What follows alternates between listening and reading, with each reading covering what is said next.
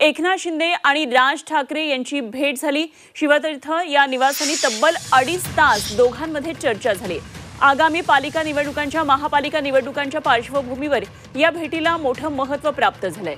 शिवसेना मनसे युती होणार असल्याच्या जोरदार चर्चा सुरू आहेत, तर या भेटीमध्ये कुठलीही राजकीय चर्चा झाली नाही अशी माहिती एकनाथ शिंदे यांनी दिली। स्नेहभोजनासाठी शिवतीर्थवर आलो होतो असं एकनाथ शिंदे यांनी प्रतिक्रिया दिली आहे। तर स्नेहभोजनासाठी शिंदेंना निमंत्रण दिलेलं होतं अशी प्रतिक्रिया संदीप देशपांडे यांनी मनसेच्या वतीने दिली। तरी ही भेट म्हणजे निश्चितच राजकीय वर्तुळामध्ये काही वेगळी समीकरणं पुढे येतात का अशी चर्चा सुरू झाली आहे। महापालिका निवडणुकीच्या रणनीतीचा भाग म्हणून ही भेट असू शकते। काय नेमके या भेटीमागचं राज आहे आपण पाहतोय। महापालिका निवडणुकीच्या रणनीती मागची भेट असू शकते। उद्धव ठाकरे यांच्या विरोधात तगडं आव्हान उभं करण्याचा हा एक प्रकारे डाव असू शकतो। महायुतीत सामील होण्याबाबत चर्चा होण्याची सुद्धा शक्यता यामध्ये झालेली आहे। राज ठाकरे यांच्यासोबत आल्यास उद्धव यांच्याबाबत सहानुभूती कमी असेल। राज महायुतीत सामील होण्याच्या चर्चांना आता उधाण आलंय।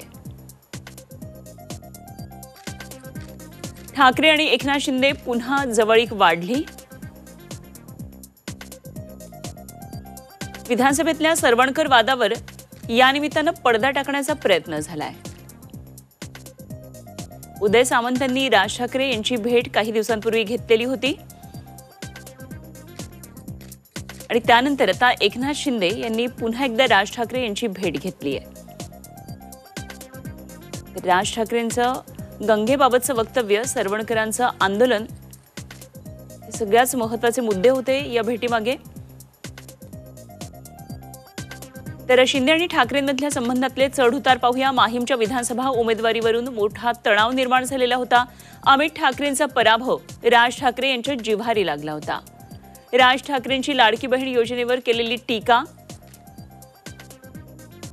गंगेच्या वक्तव्याविरोधात शिवसेनेचं झालेलं आंदोलन, राज ठाकरेंनी शिंदेंवर सातत्यानं टीका केलेली आहे।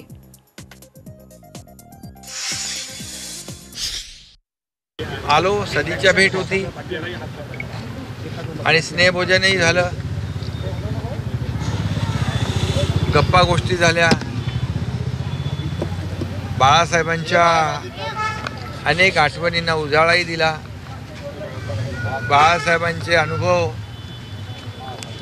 राजसाहेबांचे अनुभव, आम्ही तसे एकत्र काम केलेले लोक आणि कार्यकर्ते बाळासाहेबांचे, आणि त्यामुळे अनेक जुन्या गोष्टी निघाल्या, जुन्या आठवणी निघाल्या आणि अनेक जुन्या घटना बाळासाहेबांच्या काळातल्या त्याच्यावरही बरीच चर्चा, गप्पा, आणि अशा गप्पांमध्ये एवढा वेळ कसा गेला तेही कळलं नाही।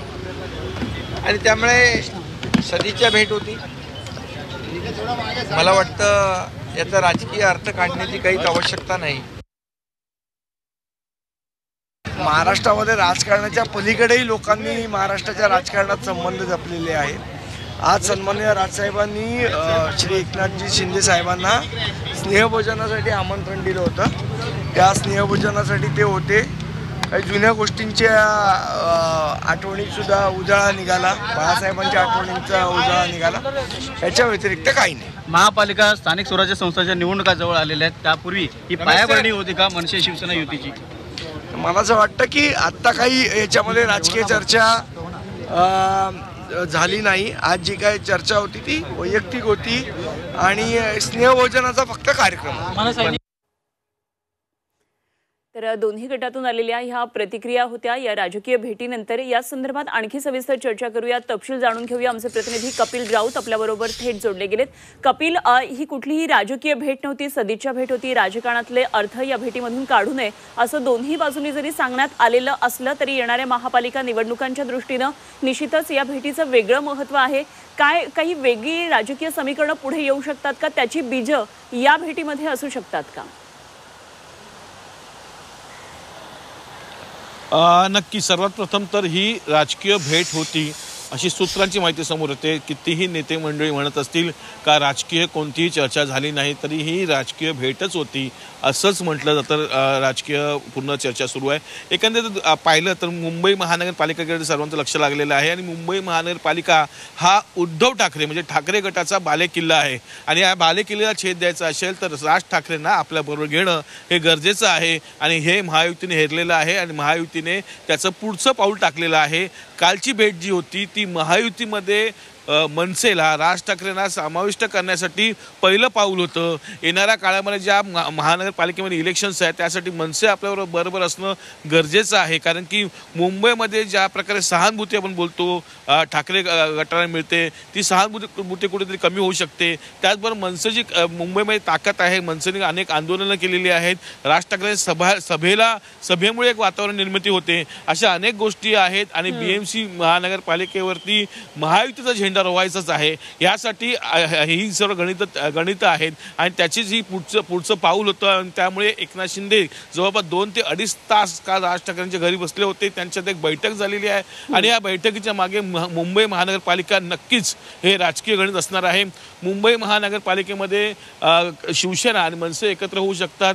भाजपा चुपा पाठिंबा देऊ शकते महायुतीत, कारण की भाजपाकडे उत्तर भारतीयांची मतं आहेत आणि मनसेला जर भाजपाने एकत्र घेतलं तर ती उत्तर भारतीय मतांवरती नक्कीच फरक पडू शकतो. त्यामुळे भाजपा सावधगिरी घेऊ शकते. परंतु शिवसेनेला जेवढ्या जागा देण्यात येणार आहेत त्यातल्या जागा मनसेला मिळतील असं गणित आखलं जाते. अशी सूत्रांची खात्रीलायक माहिती जी मीडियाच्या हाती आलेली आहे. त्यामुळे कुठेतरी महायुतीचा घटक पक्ष म्हणून मनसे येणाऱ्या काळात आपल्या समोर येऊ शकतो अशी नांदी समोर येत आहे. आपण पाहिलं आहे का काही दिवसापूर्वी उदय सामंत जे मंत्री आहेत त्यांनी राज ठाकरेंची भेट घेतली होती. तेव्हापासून ही चर्चा सुरू होती. राज ठाकरे नाराज होते एकनाथ शिंदेवरती.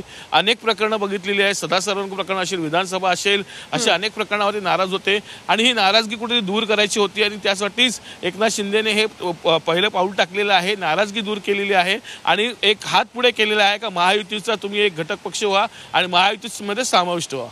निश्चितच कपिल, धन्यवाद दिलेल्या या सगळ्या सविस्तर तपशिलांसाठी. अर्थातच या भेटीमागे काय नेमकं राजकारण दडलं हे काही कालांतरानं स्पष्ट होणारच आहे. धन्यवाद दिलेल्या सगळ्या सविस्तर माहितीसाठी कपिल.